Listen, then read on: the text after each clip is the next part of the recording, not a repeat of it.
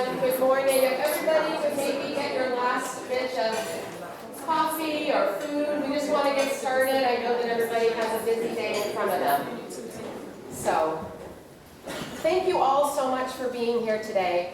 I have to tell you, I was laying in bed last night and I thought to myself, these people are all probably going to wonder why we invited them all today. But we've really been talking for a long time about how important it is for us to come out and talk to you about our schools and what's happening. So again, thank you all for being here.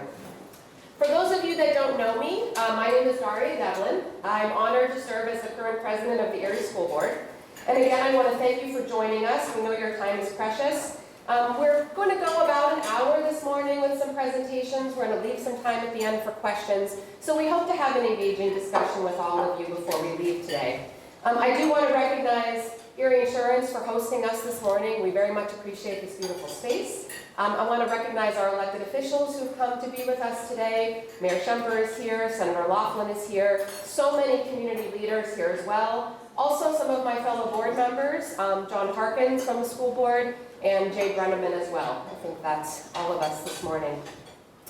Again, you might wonder why we invited you all here today. I want to start out by saying, I promise, we're not announcing a shutdown of high schools or massive structural deficit. I mean, I guess if you have been around for 10 years, you might have thought that, you might have braced yourself for that this morning.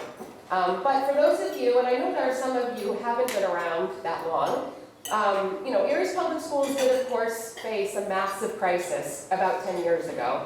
Many of you in this room sat through countless community meetings where we showed you data points and photos of how bad things in our schools really were.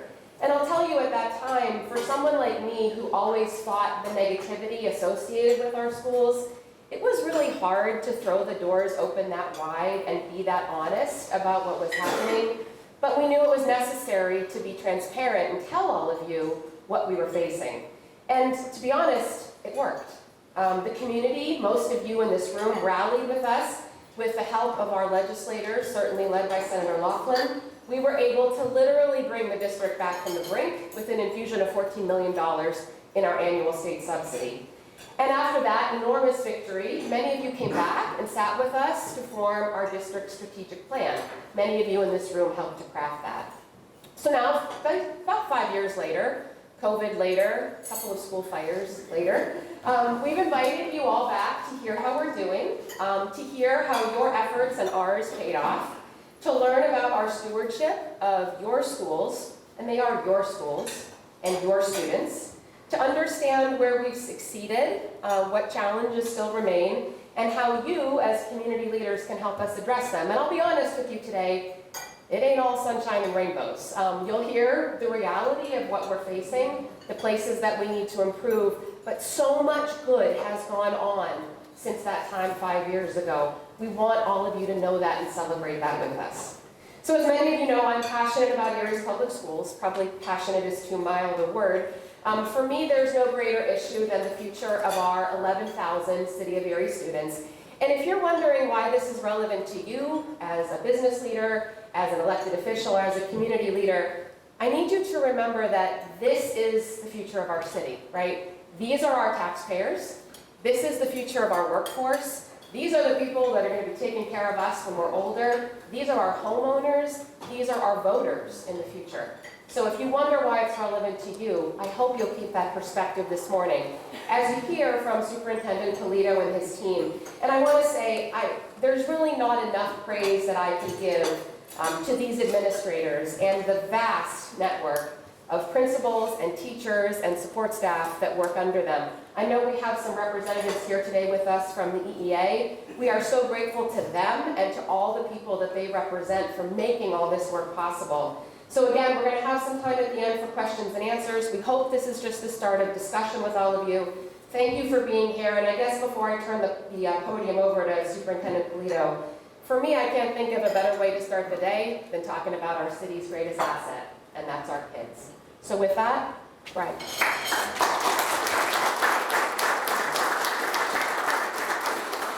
you, Daria.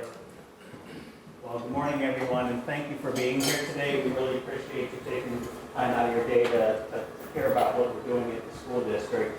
And Daria did mention the financial crisis, and that's where I'm going to start because it really sets the stage for a lot of the challenges that we're facing today. It really started in 2011 when Dr. Adams took over as superintendent, and about halfway through that year, they realized that they were having some pretty significant cash flow issues and that they were going to have trouble making payroll if they didn't do some drastic changes by the end of the school year. And that led to, for the next 11 years, some pretty significant cuts across the district. At that point, I wasn't here, but they closed 3 buildings.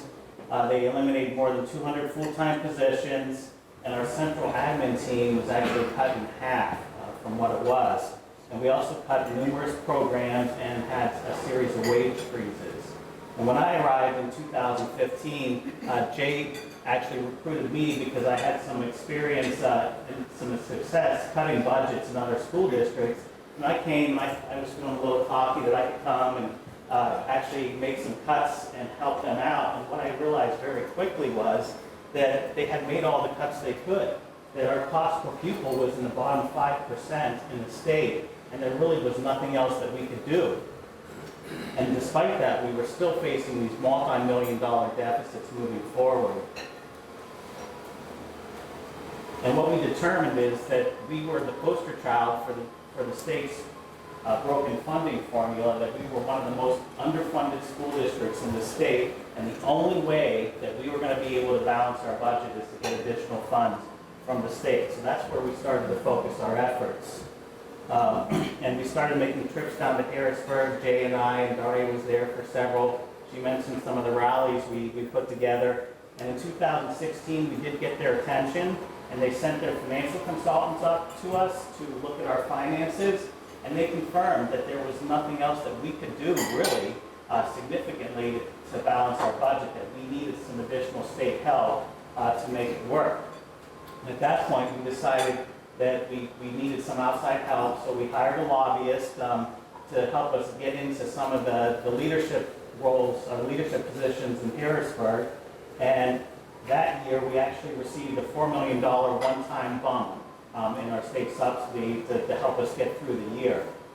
And then in 2017, we went through, and the only thing that we had left to do was the consolidation and reconfiguration. So we consolidated our high schools, and we closed another 2 buildings that resulted in another series of cuts that helped us get closer to balancing the budget, but we still weren't there. And thanks to our efforts here in the community, our community-wide efforts, and Senator Laughlin and our local delegation, in 2017, we were successful in getting that $14 million in recurring funding from the state. And that really was a game changer for us. And although that did help us, a lot of that money was really going to balance our structural deficit. So it didn't give us much more to spend on new programming in our facilities. So we decided in 2017 that we really needed to focus our efforts to make sure that this additional investment did yield dividends down the road. And we needed to make sure that we were all moving in the same direction and working towards improving the school district.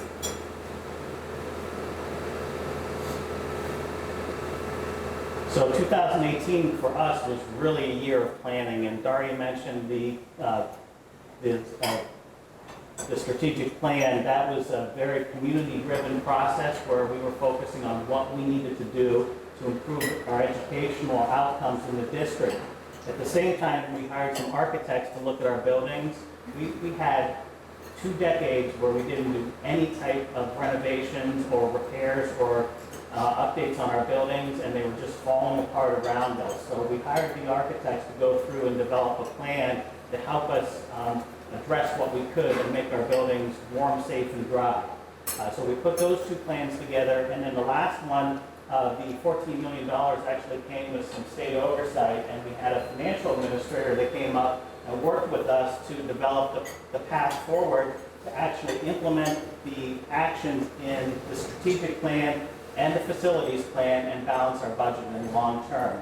So all 3 of those plans were put together, and from 2018 till present, every year, that's what our focus is. We set goals with the school board, and those goals are based on the actions in each of those 3 plans. And it was interesting this year when I started to look at our goals for the upcoming year. We have our 3 plans, and if you recall, back last September, we were actually removed from financial watch. First school district in the entire state to be removed from financial watch because we had implemented everything in the plan. So that plan was in effect complete. Our facilities plan, we had actually gone through and completed just about everything that we needed to in phase 1 of that plan, and we were moving ahead and talking about phase 2, which is going to happen over the next 8 years. And the strategic plan, in the back of that plan, there's 4 pages of action steps that we've been working through. And as I was flipping through and determining what we needed to focus on this year, I realized very quickly that we had implemented or almost implemented every single one of those action steps. So we're in a much better place right now than we were a couple years ago. And there's still a lot of work to do, but we really want to share everything that we've done over the last couple of years.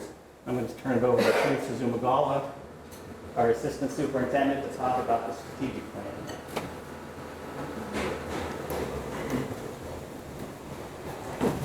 Good morning, everybody. Thank you for having us. I'm very excited to be here and tell you about the progress that is happening in the district in my area, which is educational services and student services. So I am the lucky one that gets to spend much of my time in buildings, working with administrators and working with teachers. So I brought this graphic back up because I thought it was important because it applies in a little bit of a different way to educational and student services. We had our arrows going all different ways before we had the strategic plan because we were missing a lot of things. We were missing materials for our students, high quality materials. We were missing human capital to support our students. We didn't have those. So the purpose of this is to establish educational and student support priorities. We worked as a team to establish those. Align instruction. So because we didn't have materials, everybody was choosing what they could find. If a student moved from one school to another, they may not have had the same education for those first three months, and things were not aligned. And then ensure the district staff have the resources needed for success. So those are our 3 big ideas on how we could restructure educational services and student services. So speaking of structures, this is a graphic I point to quite often in our strategic plan. This is what I call the core of our strategic plan. And if you look at the layers, it's hard to read, but the purple layer is empowering infrastructure. The blue layer, instructional effectiveness, and the core of that is student learning. So in order to get at the student learning, we realized we needed to strengthen those outer 2 layers, the infrastructure and the instructional effectiveness. So we started with the empowering infrastructure. Also, we do have 4 pillars in our strategic plan that we have to implement. If you take a quick look, and I can explain them very quickly. Pillar A is our educational services side. Pillar B, student services. Pillar C, results-focused professional learning. And Pillar D is the data we use to make our decisions. So at first, these kind of happen in isolation. And as we worked through these pillars, we realized, just as the pillars of any structure, they needed to interact with each other. So they all work together, they all drive. So part of our restructure was integrating educational services, student services, because they work off of each other. Our students need services. They need barriers to education removed. So we needed to provide that for them. So it continues to go in a cycle. I put this slide in here because it's one of my favorite things to say to folks who may not be in education. The greatest impact on student learning. The greatest impact on student learning isn't a book. It's not a computer. It's a teacher. A teacher has the greatest impact on student learning. The second greatest impact on student learning is a building principal. I'm telling you this because our teachers and principals are shifting now that we have the resources, now that we've provided them the resources that they need to operate in their classrooms. And we put a couple pictures up there for you to see. I started in the district in 1995. We adopted an English language arts curriculum/materials in 1999. The next time we had an English language arts curriculum was 2019. So just a very quick look at the timeline. I'm just going to highlight a few things. So this is the outer layer of the core structure I was speaking about earlier. We adopted the strategic plan in 2018. We were very adamant about adopting ELA and math at the same time, although that is a very difficult thing to do. That's a lot for our teachers and administrators.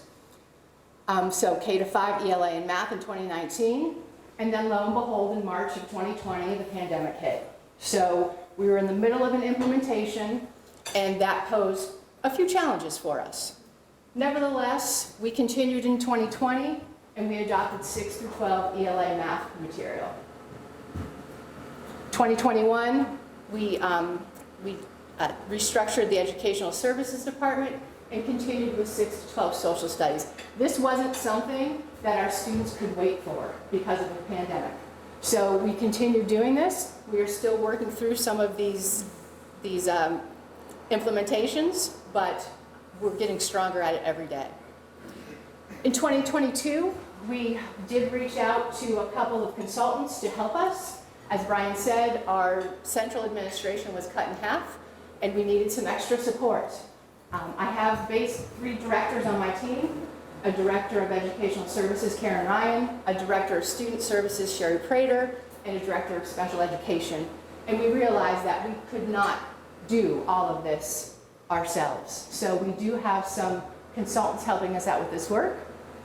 You can see in June of 2020 that the virtual instruction option ends after the pandemic. And now we're starting to work on the process of adopting the next generation science standards. So we'll be adopting those materials soon. Student services, just something that is a little bit before the implementation of the strategic plan in 2018 is we had our first 5 community schools on board in 2016. As you can see, we go through this, and the most important year here is the 2021, where we started adding back the student services department. That was moved to our special education department prior, and we realized that we really needed someone to head this work. It was very important to begin with, and the pandemic made it even more important.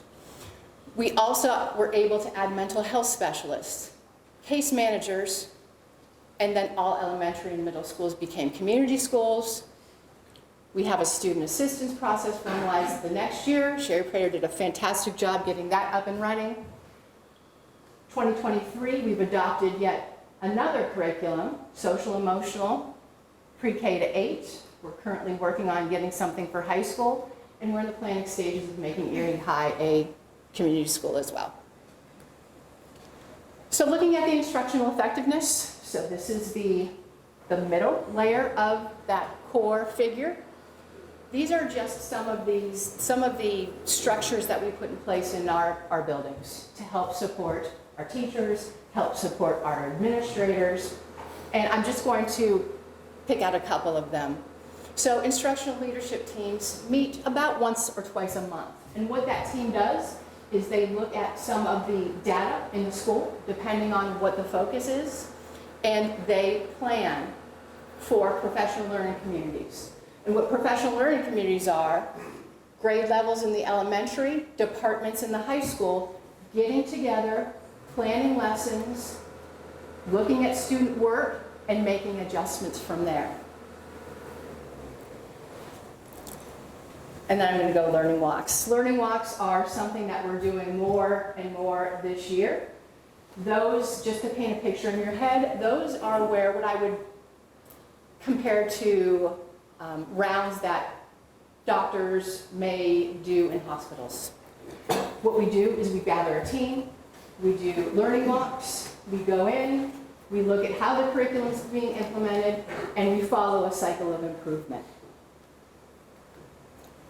This is our cycle of improvement. So this is Pennsylvania cycle of improvement. We use this for everything we've implemented in the district. School improvement plans, comprehensive plans. We start setting the direction, we assess our needs, we create a plan. As we're implementing the plan, we monitor and we adjust course as needed. It doesn't just sit on a shelf.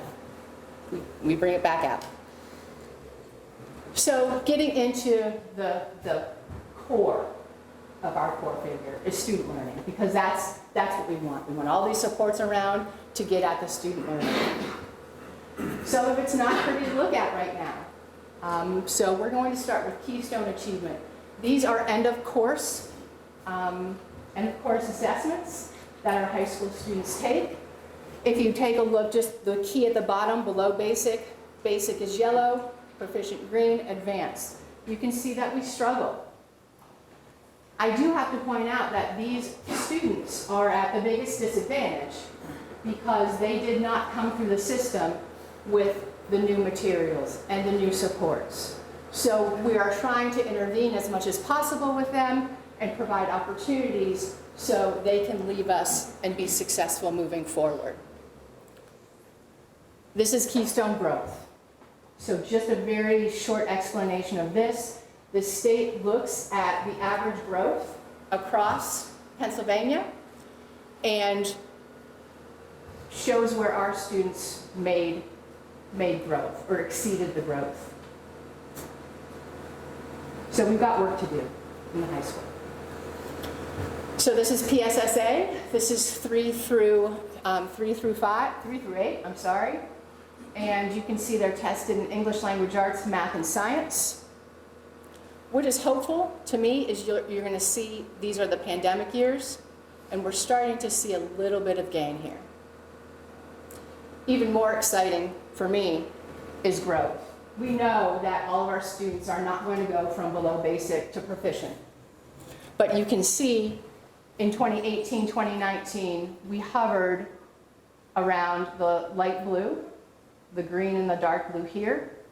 Obviously, the blue is where we want to be. If you take a look at the year after the pandemic, it's very telling how the pandemic affected our children. Rebounding in 22, 23, you can see that we started to gain traction again, and we're very excited about that, but knowing that we still have work to do. This slide is looking at the increase, decrease in percent proficient, and increase, decrease in below basic. So the two ends of the spectrum. Before we can pull kids into proficient, we need to address their needs to get them out of below basic. So you can see in this, these are our elementary schools. I know it's hard to see. We had a decrease in below basic in all of our elementary schools. We had an increase in proficient in all but 4. And this is math. We had an increase in percent proficient in all, and we had a decrease in below basic, all but 3. And these same chart for our middle schools. And you can see as we get into our older grades, that's where we're finding the most challenges. Some additional opportunities that we've been able to offer due to some of the stimulus funding is elementary and middle level SAIL, which is summer programming for our students. Elementary and middle level Anchor, that's after school tutoring. Those are very targeted groups that we bring in. High school credit recovery opportunities, that happens during the summer and during the school year, where students can take courses to recover credits. And then we do have tutoring programs at the secondary levels. This is by far my favorite slide. This encourages me very much. This is a slide with data from DIBELS. It measures basic early literacy skills. What we found out when we switched our curriculum or our materials in 2018 is we were teaching kids the wrong way to read. And the science of reading research came out, and we made that switch in 2018, 2019, and adopted those materials. But take a look at this. This is what I'm most proud of. These are cohorts of students. So these children were in kindergarten 1920. You can see they progress, and by grade 4, 41%, this is a diagnostic test, 41% are well below benchmark. So it took them 4 years to get to that 41%. This is our kindergarten in 22-23, our kindergartners from last year. They're our first cohort to experience this curriculum without interruption. They're the first group to have it for a full year in-person instruction. At the beginning of the year in kindergarten, we had 74% of them well below benchmark. This year, 46. What it took this group, 5 years, it took this group 1. So we're very hopeful that as we continue to work with our younger students and make sure they have the early basic literacy skills, and we produce readers as they go through our system, we're going to see more success when they get through middle school and to high school. And finally, coming back to our high school kiddos for a minute, I wanted to talk a little bit about our opportunities and our intercampus opportunities. And when I say that, I mean intercampus opportunities between Erie High, DePaulo Center, which is our cyber center, and Collegiate Academy. Our CTE program, we are trying to market and make the community aware of as much as we can because it's fantastic. And it provides opportunities for our students, and it will provide opportunities for our community moving forward. So again, pandemic had a little bit of an effect on this. Increase in CTE numbers. 2022, we had 645, including 30 of our cyber students and 3 of our Collegiate Academy students. 2023, we're up to 746, including 28 cyber and 51 students from Collegiate Academy. The intercampus offering that are outside of CTE, 82 Erie High students taking courses at Collegiate, so they may be accessing AP courses. 184 Collegiate Academy students taking courses at Erie High. They may be taking an engineering elective in CTE. They may be taking a medical elective at CTE. So the opportunities are endless when we bring our schools together. And finally, 30 students taking cyber courses at DePaulo and taking CTE courses at Erie. So we're very proud that we're continuing to build. And with that, I will pass it back to Brian. Before I turn it over to Neil Brockman, he's our Assistant Superintendent for Finance and Operations. I just want to, the main takeaway I think from all of that data is that we're seeing consistent improvement in our scores, both in achievement and in growth across grades and across buildings, and that's something that we've never seen before as a district.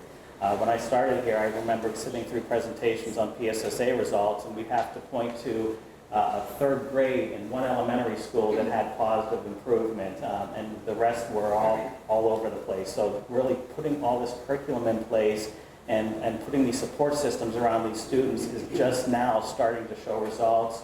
As Teresa mentioned, we started this work in the elementary schools several years ago. That's why they're saying it's showing more results than it did in the high school.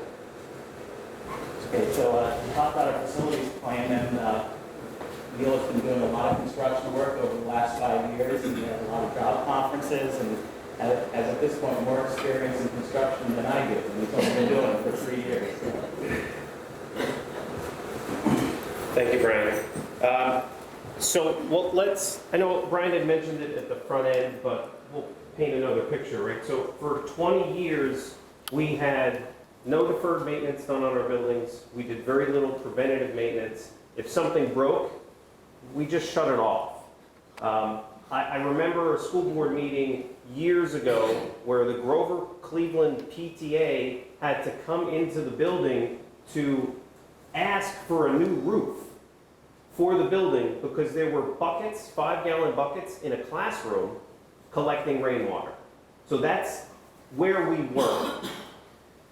So in 2018, when the facilities plan was created and adopted, we went with warm, safe, and dry. At the time, the board authorized $80.8 million worth of construction.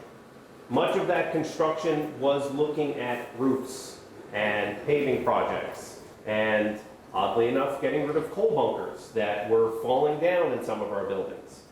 So from 2019 to 2020, the district invested around $23 million in these various projects. Then the pandemic hit. And because of the pandemic, we had to alter what we were doing. We had to change our focus because all of a sudden it became a little bit bigger than what roofs need to be fixed. And do we have key fobs in all of our buildings? And is there a security vestibule when you walk into the building? So we had to change the focus because we went through and we said, well, what buildings have working ventilation systems? Which ones don't? And so everything kind of changed. And we got an influx of federal dollars, and so we were able to kind of broaden the scope a little bit of what we were doing with our facilities. So when we take a look at Erie High, which is by far the biggest project I believe this district has ever undertaken, we're looking at $72 million worth of construction spread over 2 projects. Well, paint another picture for you for Erie High. About 20 years ago, that building was air conditioned. The chiller broke, so we turned it off. It was common for us to have classrooms in this building where the temperature was 95 degrees. It is a steam building. It still is a steam building, but at the time, steam buildings are run with what's called pneumatic controls, and most of the pneumatic lines were broken. So we had no individual control of the temperature of a classroom in the building. So if we turn the boilers on, you're getting heat. And we could not dial that back. And so through this project, these 2 projects, we are fixing everything about this building.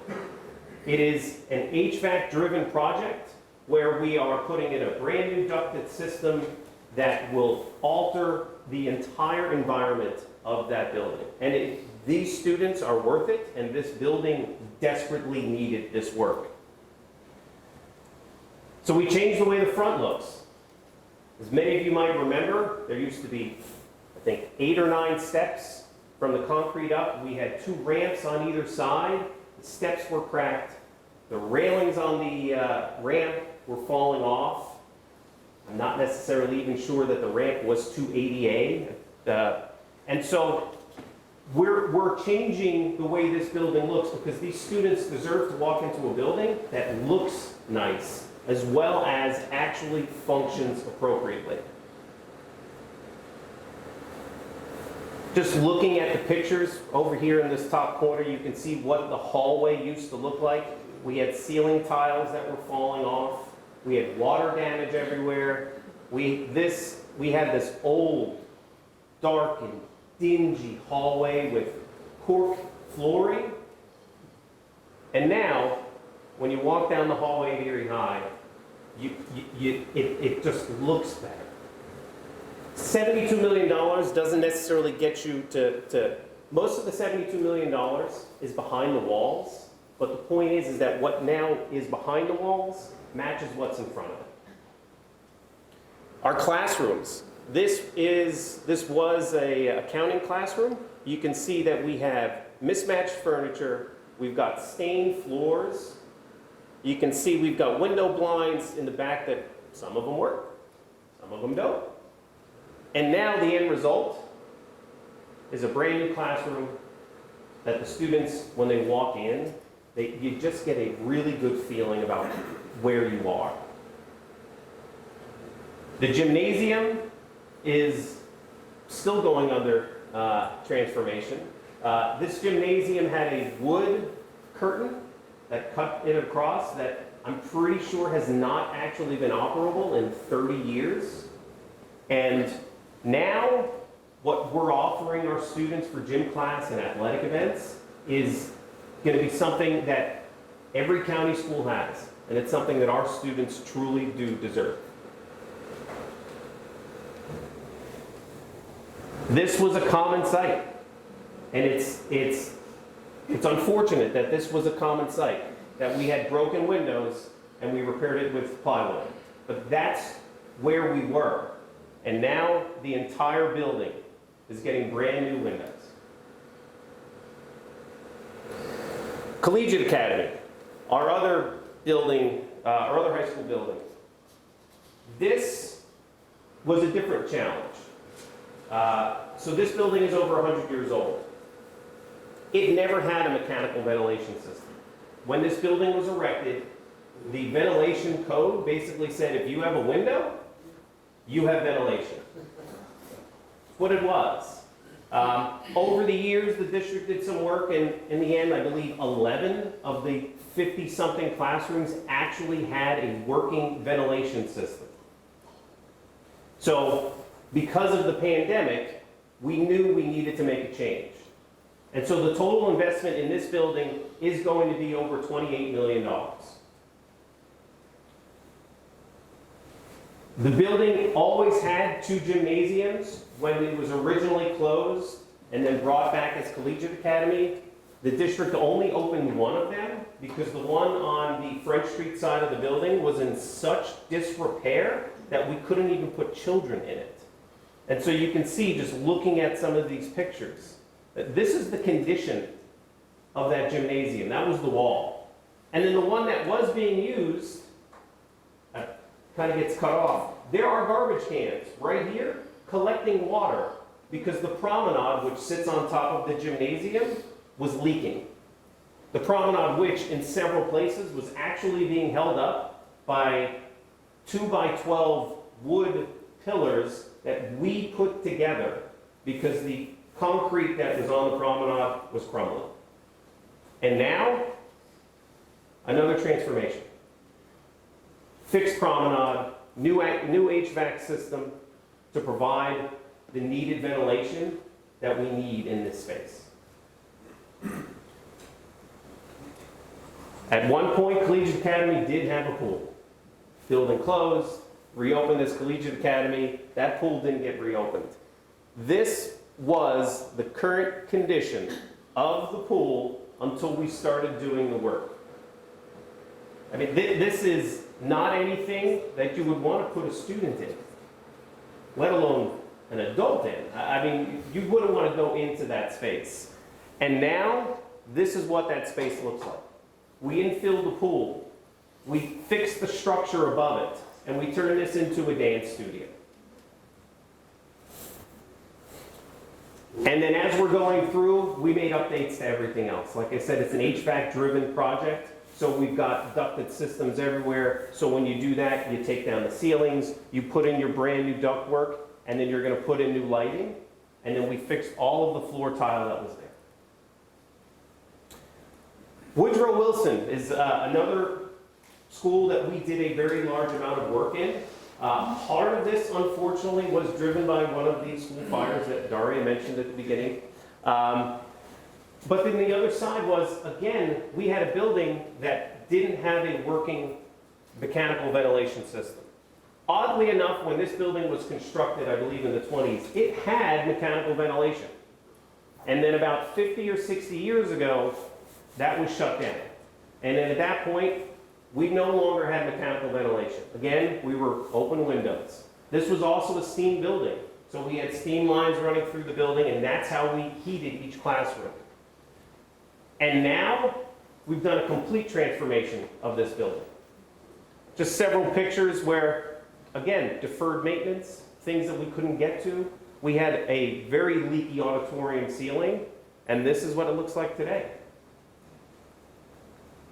Our gymnasium same thing. We had bad structure, we had floors that weren't done, we had leaking unit ventilators in this room, and now this is what it looks like today. The last thing, which I believe, I don't want to speak for anybody else, is extremely exciting for everybody in the school district, is the fact that Edison Elementary is going to get a new building. Lower East Side, these students, every student deserves this, but this building in particular is in desperate need of it. This building is right now our worst as far as overall conditions. I can't tell you how many times I get phone calls that the breakers, the electrical breakers tripped because they plugged one too many things in. We've got mechanical ventilation through unit ventilators in this building that some of them work, some of them don't, so we're always in there troubleshooting. And right now, the board has authorized the building of a new building. It will be located right behind the current one. The estimated cost is $34 million. This will be the first new building that the board has authorized since the building of East Middle School, which was in the late 90s.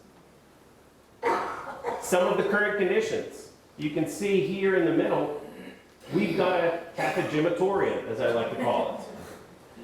One space serves 3 functions.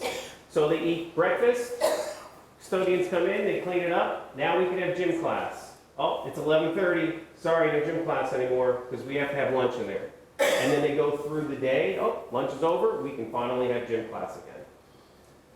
You can just see the current conditions, right? We've got stains on windows, we've got old ballast lights that are not energy efficient, and this is the pantry, which is used, I can't even tell you how many people go through this pantry on a given week. And to have them sit outside in a trailer and that's where they have to go, this is something that we need to make a change. So this is just the current proposal of what it's going to look like. You can see on the left-hand side, that is the current building, that is the outline of the current building. This is where the new building will sit. It will sit facing 7th Street. If anybody has been to Edison during dismissal, you know that Bacon Street is basically a parking lot because there's a lot of walkers. And so now we put in a parent loop that goes through the property. It's a total transformation, and it's something that I am definitely extremely excited about. So overall, we had phase 1, which again started out as $80.8 million. Pandemic hit, things had to change. In the end, including Edison, the total cost for phase 1 of our facilities plan is over $191 million. As Brian mentioned, the architects presented phase 2 to us, which is set to really start in 2026. And it's an 8 to 10 year plan. The estimated cost for phase 2 is $188 million. So overall, if you look at a nearly 20-year span, we are anticipating spending $380 million on our facilities. And every single penny is worth it. Mr. Colino.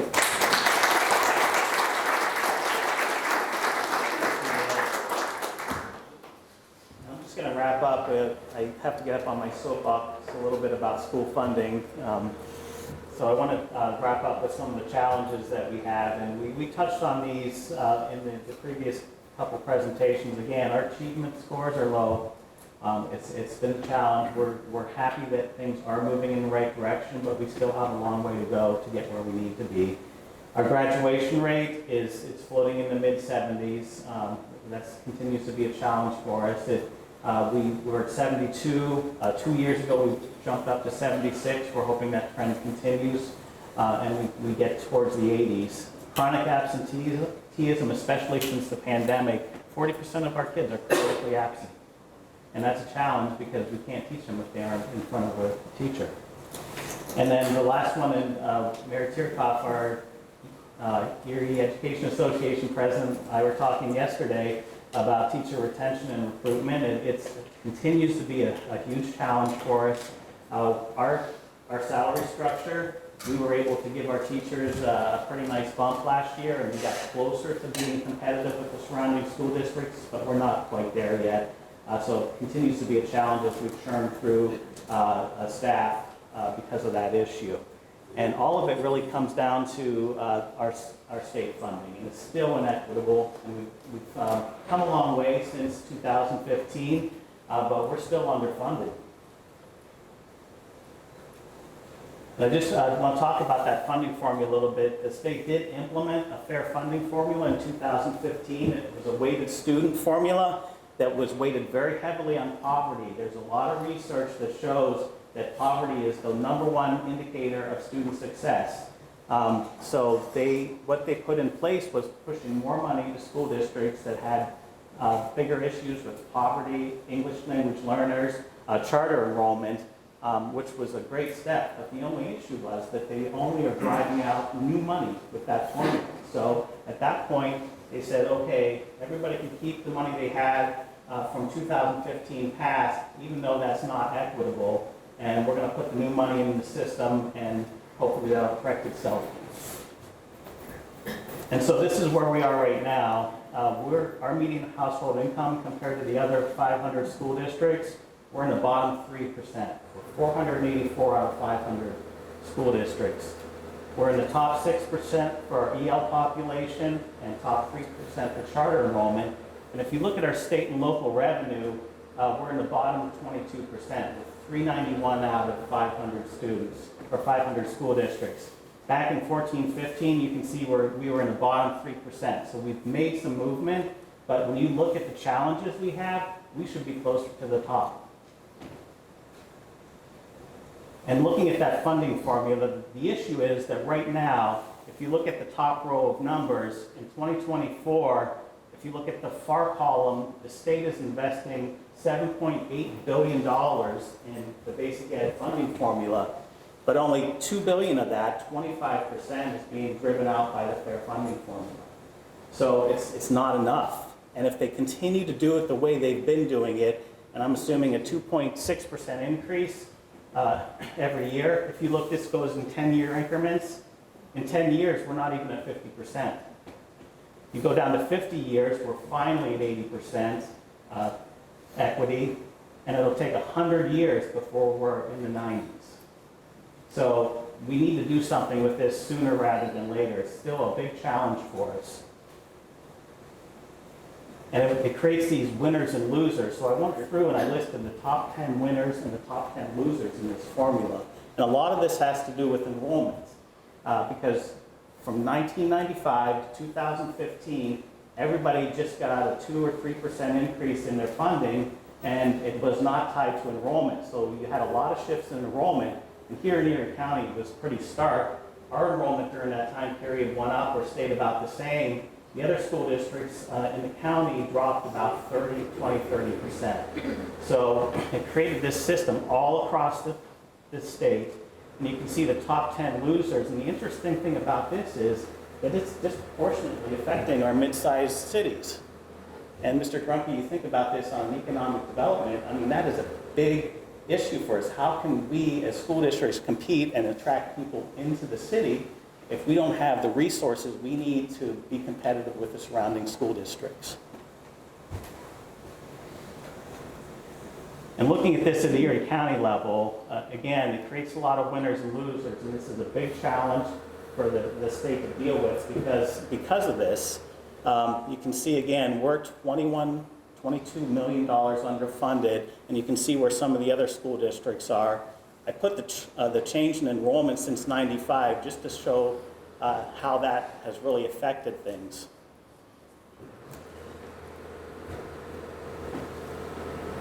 And then lastly, I just wanted to put this in perspective for taxes and how this is affecting us and the surrounding school districts. So this is what our tax rate is right now on a $100,000 home for every Erie County school district. And you see where we're at. We're about right in the middle, and that's where we try to stay. We try to stay, we don't want to be too high or too low with our taxes. You can see that it's, it's a pretty big range going from $900 for a $100,000 home to Wattsburg is over $2,000. If you took Leary County, if you took the basic ed funding formula and you fully implemented it tomorrow and distributed that money to the taxpayers, so if for our school district, we would have a savings, we would be able to reduce taxes. The other school districts, they would have to increase. This is what taxes would look like.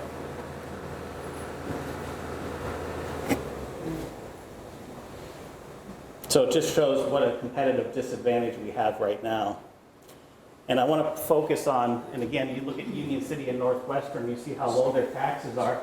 They both had 30% drops in their enrollment. So the state is actually subsidizing their lower tax rate.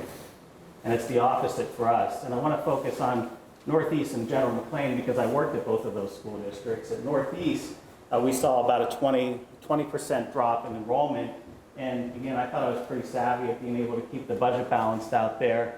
And every year, because we had that drop in enrollment, I was able to cut 2 teachers through attrition. So 2 teachers would retire, and because of the enrollment drop, we would not have to replace them. So for Northeast, that was a 2% tax increase. So if our budget called for, as is, a 3% tax increase, we could eliminate those 2 positions and our tax increase would only be about 1%.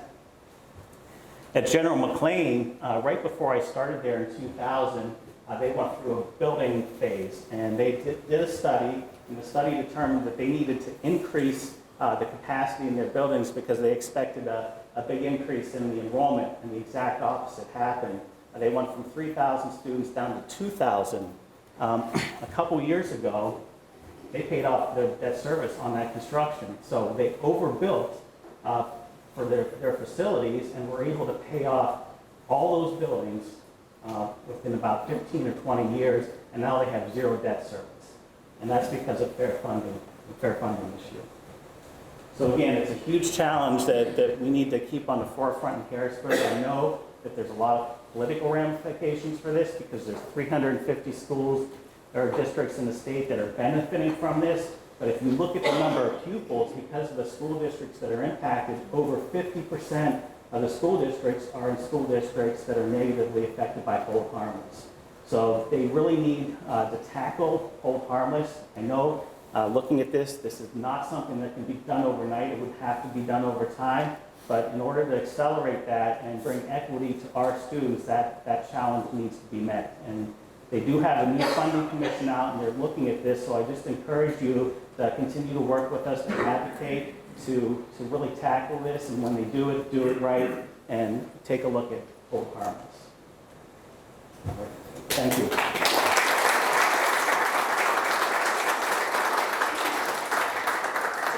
Brian, so I just want to, I want to be clear that I'm reading this right. So you're saying that right now in the city of Erie, tax rate for $1,459 on 100,000, and if the fair funding formula was distributed as we need it, our school taxes could go down to $609 on a house. If everything was pushed out through taxes. Okay.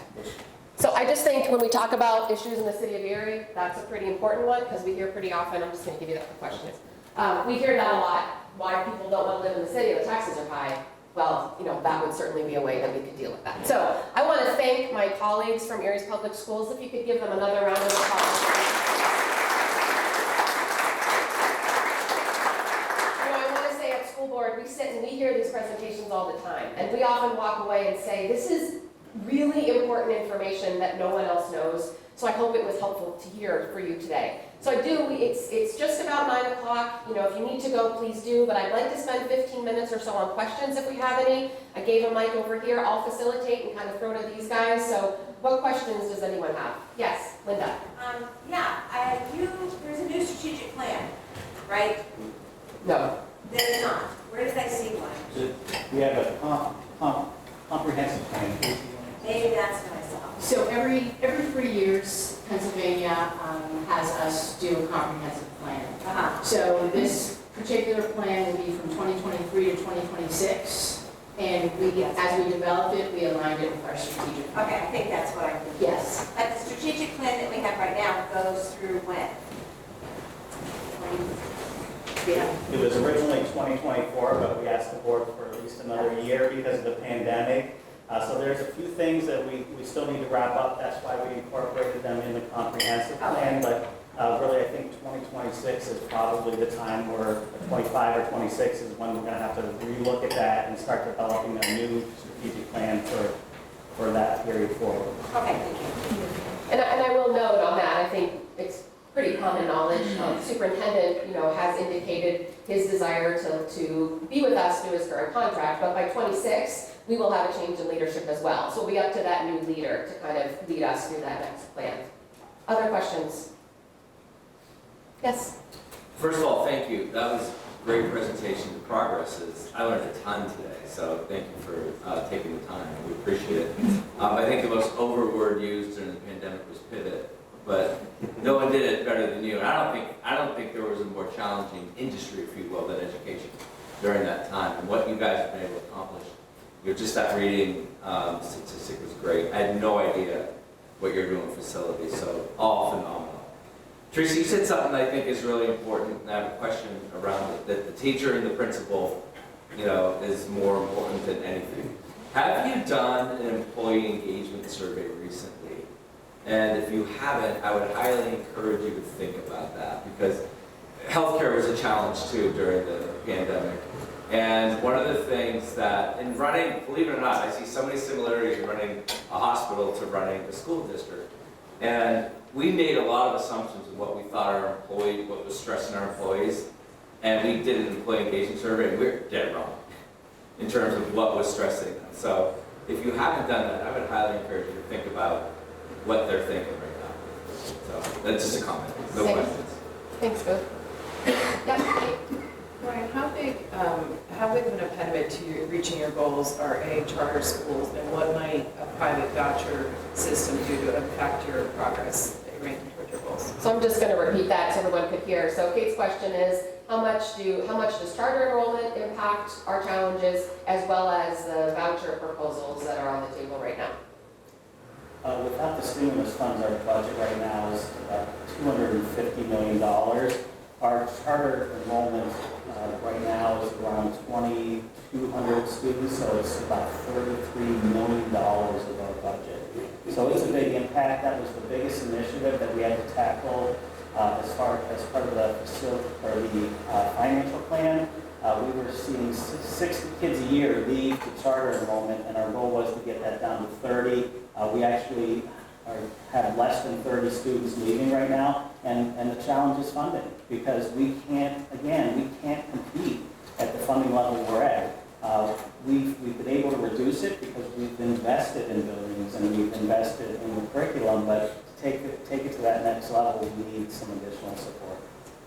And what would a private voucher system look like for you?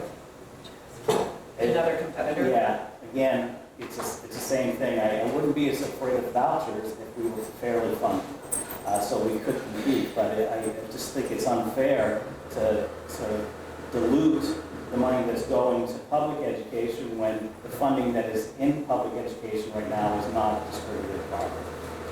And I'll just say marketing is a part of that. I know Eric Irwin is our communications and marketing, director of the district. I mean, you probably see the marketing ads that are put out by, particularly by our charter schools, particularly our cyber charter schools. Whenever I go to the baseball park, I'm like, oh, here we go, yay, cyber sponsored today.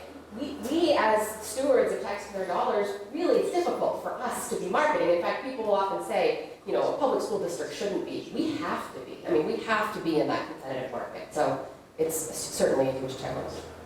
Other questions? Mr. Morgan. First of all, I thank you all for the presentation. Very enlightening, and it certainly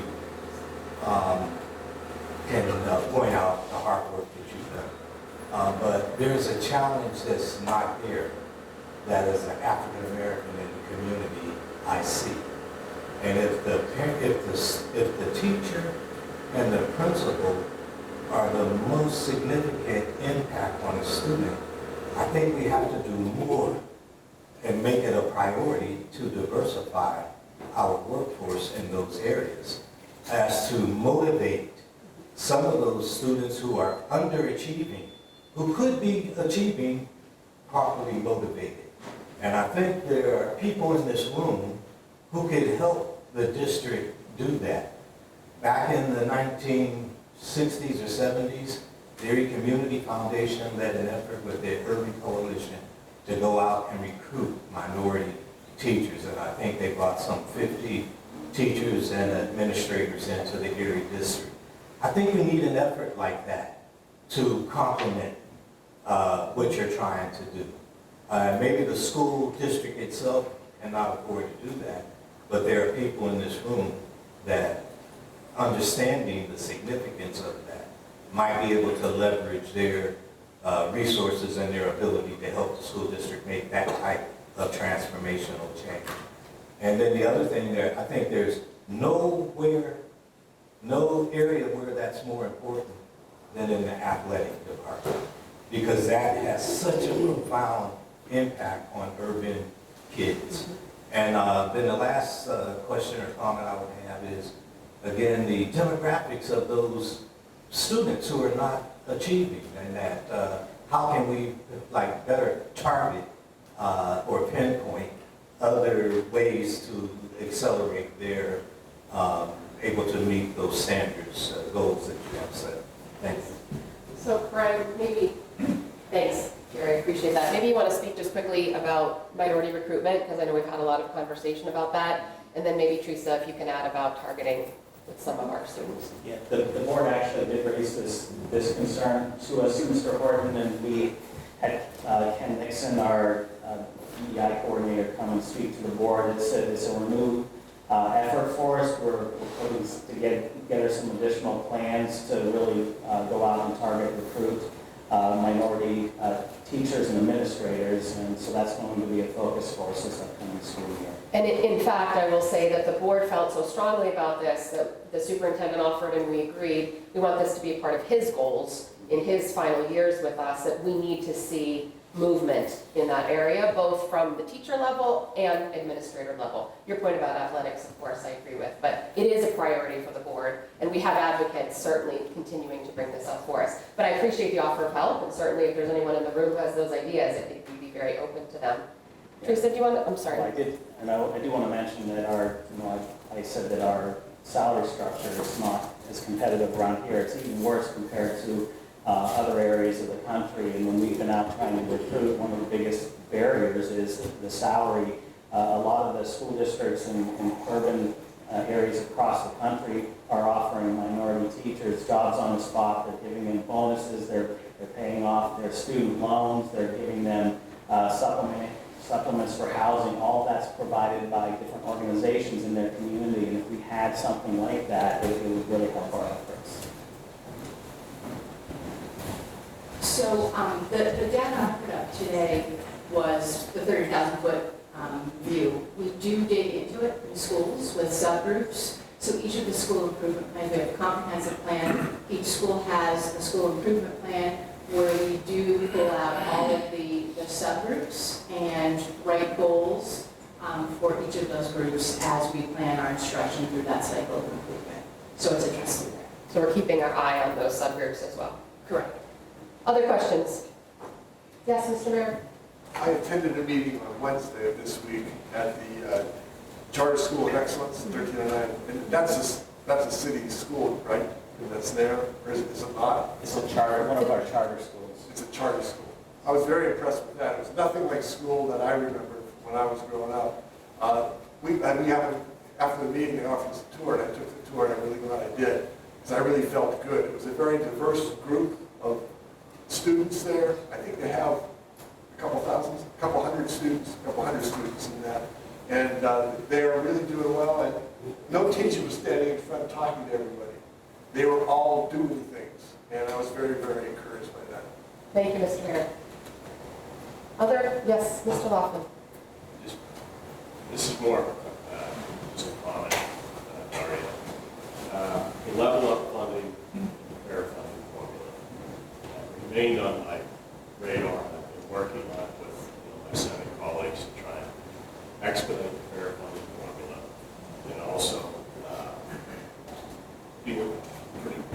vocal advocate for the level of funding, but Erie is the example of why it's needed.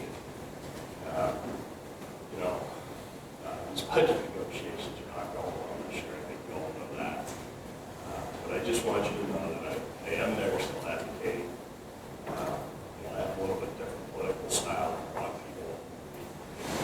We sit in meetings, talk to people, you know, strongly advocate for this district. I just want you to know that. Thank you. And Senator Laughlin, of course, we know that. We appreciate all your efforts. And I know that all of our local delegation, including our representatives, certainly know our challenges. We like to kind of come to you sometimes and just remind you, of course, you know, what we're facing. We know that you know, but it's important for us to keep it top of mind. So thank you for all your efforts. And certainly I also want to say we have some representatives from our federal legislators here today as well. I want to thank Selena and Ashley for being here. You know, a lot of these issues are state driven, but you know, certainly at the federal level, I think it's important for you to know our challenges. Any other questions or comments today? Well, again, I want to thank all of you for giving us your time this morning, for being here and listening. We'd really like to make this an annual or every couple of years come back to you and report out on our progress. But in the meantime, you know where to find us. So if you have questions or ways that you think you can help, please let us know. So thank you all. Have a great day.